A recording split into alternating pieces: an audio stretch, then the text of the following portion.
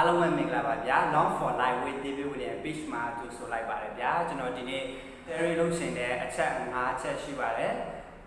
gonna kinda when ကြောင်းတော့ gotta ဆိုတဲ့အချက်5ချက်နဲ့ကျွန်တော်မိတ်ဆက်ပေးချင်ပါတယ်ပထမတစ်ခုကကျတော့ gonna ဖြစ်ပါတယ်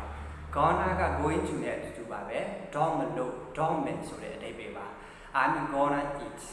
I'm gonna come to you မှာ miss you လာ don't မယ်I'm gonna take a rest ငါအနာယူတော့မလို့ I'm gonna send email ငါ email ပို့တော့မလို့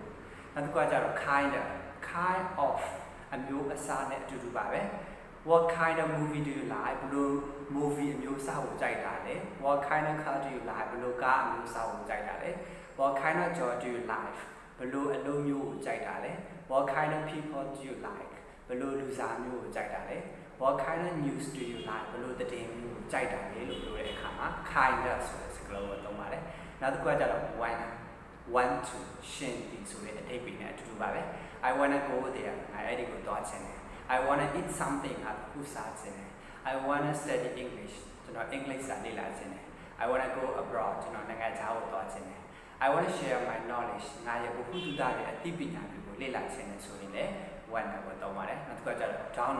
down လို့ဆိုတဲ့အဓိပ္ပာယ် don't know ဆိုတဲ့မသိဘူးဆိုတဲ့အဓိပ္ပာယ်နဲ့အတူတူပါပဲ I don't know what he said သူဘာပြောလဲငါမသိဘူး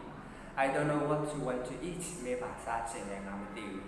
I don't know where they are သူတို့ဘယ်ရလဲငါမသိဘူး I don't know who you are မေးဘယ်သူလဲဆိုတာငါမသိဘူးလို့ပြောတဲ့အခါမှာကျွန်တော် don't know ဆိုတဲ့စကားလုံးကိုသုံးပါတယ်နောက်တစ်ခုကကျတော့ gotta ဖြစ်ပါတယ် gotta က got to နဲ့အ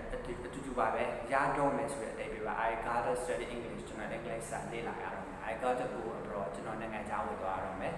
I gotta do my homework ကျွန်တော်အိမ်စာလုပ်ရတော့မယ် I gotta work ကျွန်တော်အလုပ်လုပ်ရတော့မယ် I gotta go to my office ကျွန်တော်ရုံးကိုသွားရတော့မယ်လို့ပြောတဲ့အခါမှာ gotta ဆိုတဲ့စကားလုံးကိုသုံးပါတယ်